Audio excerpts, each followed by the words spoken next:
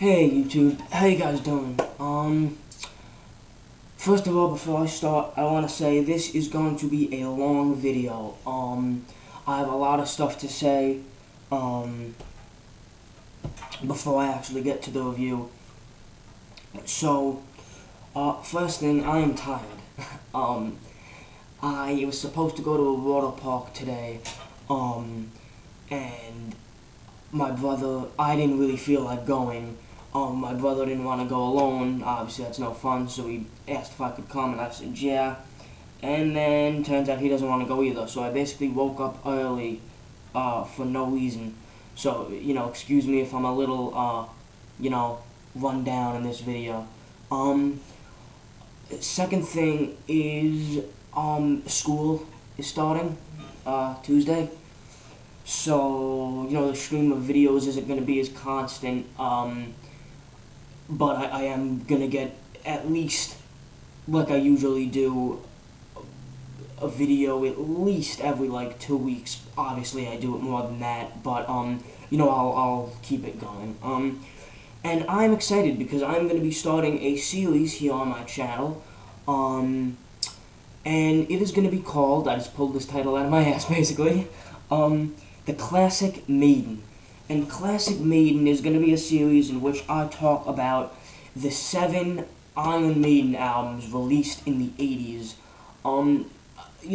I listen to a lot of different types of music, even a lot of different types of metal, and Iron Maiden are always going to be one of the greatest metal bands ever. There's just something so distinctive and unique about them. Everything from the classic album covers, with Eddie, who I love Eddie. Eddie's awesome. To the signature bass lines, to the really distinctive voice, and voice is, we'll get to that. And, the band just has a really distinctive sound. They have a sound that, when you hear it, you know it's Maiden, and that's something that I don't think that many bands have. And yeah, so the reason this is going to be a long video is because I got to do a little history lesson before we start. Most people who are just kind of maybe casual fans of Maiden, or not even a fan of Maiden, but just heard a few songs, know that their most popular vocalist was Bruce Dickinson, who has a really, like I said, distinctive voice, has that kind of classic operatic kind of, I know I pronounced that wrong, but that very high voice, that everyone knows him by. But he wasn't always in Maiden, you see, because before Number of the Beast, which is, when Dickinson debuted, the band had vocalist Paul Di'Anno, and Paul Di'Anno gave the band a really raw, really punkish, harsh, aggressive vibe. Even in the album covers were different, you know what I mean? The whole, compare something like, the self-titled to, say, Power Slave, Eddie in the Iron, on the self-titled is just chilling out with, like, a yellow t-shirt and jeans in the streets of London, and, Power Slave, he's a big, pharaoh and shit, but the whole vibe of the band was just a whole lot different, but it was just as good in my opinion. I love the Paul Di'Anno era, and I'm not alone in that opinion. I feel like a lot of people really, really like the Paul Di'Anno era. He was a great singer. He brought a lot of great songs to Maiden's catalog, and it's really cool. So, yeah, Iron Maiden, self-titled, 1980. This album is kind of like an iconic classic album. It kind of went down in infamy, because it is part of, and Maiden in general, are part of the new wave of British heavy metal, which was a metal movement towards the beginning of the 80s, that kind of countered the punk movement, but still drew influences from it, I think, especially in this album. But you definitely get a really cool sound on this album. The sound of this album is very rough, very raw, very punkish, pretty aggressive for Maiden standards. I never found Maiden to be a specifically, particularly aggressive band, but this album can get to certain points where it's very, maybe not angry, but just kind of has like a lot of attitude to it, I guess you could say. One thing that definitely separates this album from everything else that Maiden did is the production, and the production of this record is a lot different. It's, again, rough, but it fits the sound. Everything kind of has this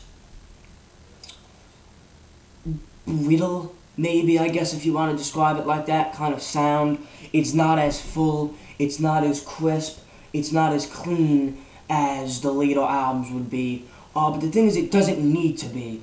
If you take an album like, say, Son of a Seventh Son, or Somewhere in Time, where there's, synthesizers being used, guitar synthesizers being used, the sound needs to be pretty, it needs to be clean, it needs to be crisp and precise, because all the textures that are going on during the album, you need to hear it, because it's a huge part of the album.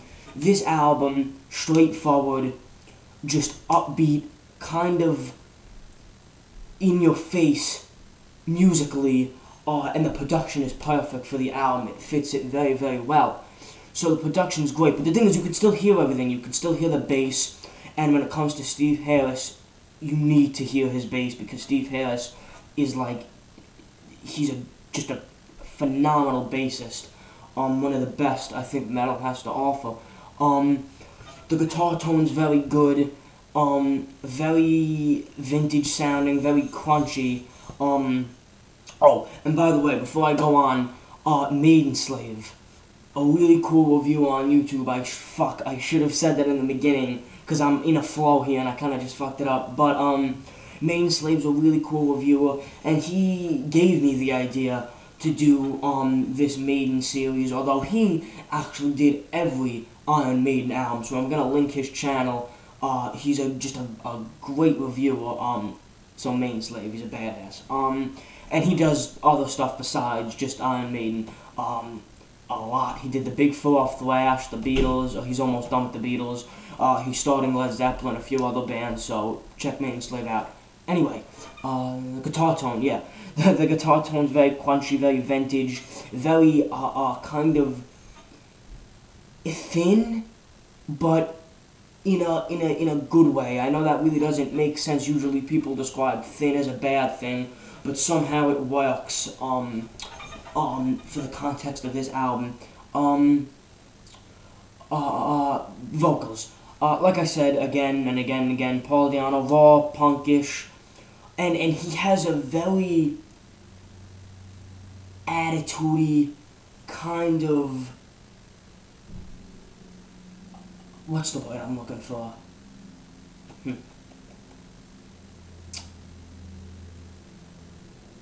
Kind of, maybe not harsh, but a very kind of, I'm trying to like find the word, maybe like a little maybe bluesy, I guess you can say.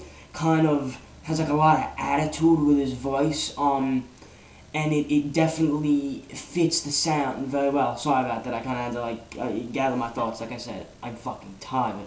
The drums were also cool.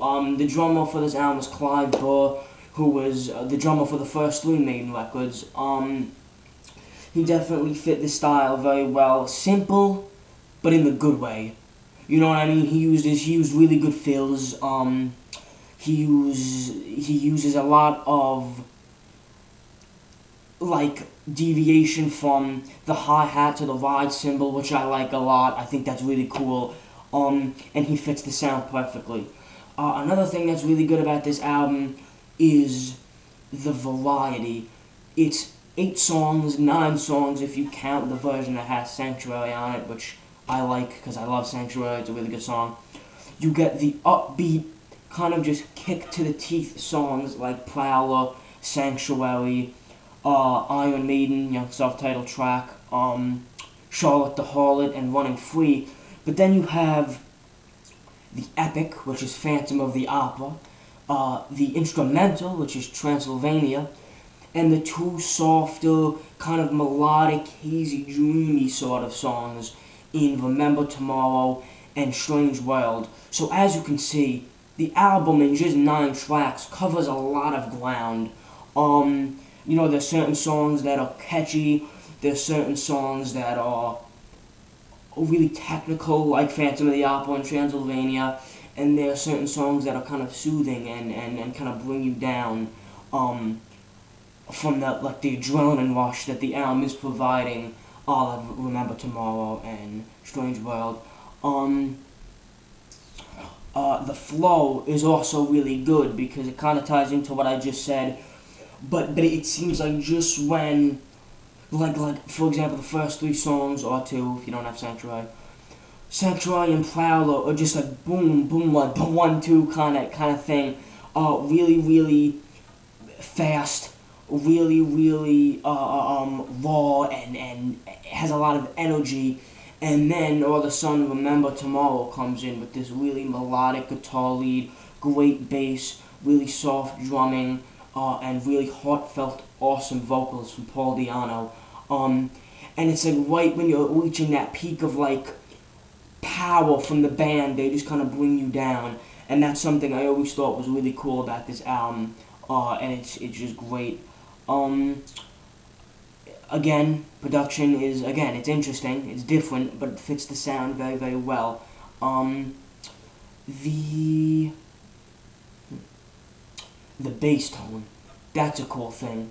Because I always felt like the bass tone on Maiden records are pretty... You know how on Peace of Mind and Power Slave, and especially like Seventh Son, the bass tone is you can still hear the boom, boom, boom, like the single notes being played, you know, with Harris's signature bass riffing, but you hear that chunkiness and the kind of slap, like that the strings hitting the board. This album has a very thin, decayed sounding bass sound.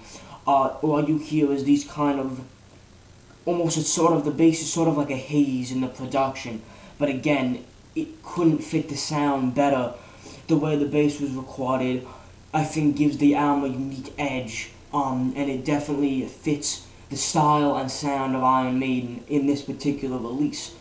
So it's great, but you always hear it, and a lot of the times, like on the intro to Charlotte the Harlot, it's actually thicker and fuller than the guitar. The boom boom boom boom boom boom boom boom boom boom boom boom boom, and the guitar's kind of like in the background. The bass is actually kind of heavier and thicker than the guitar.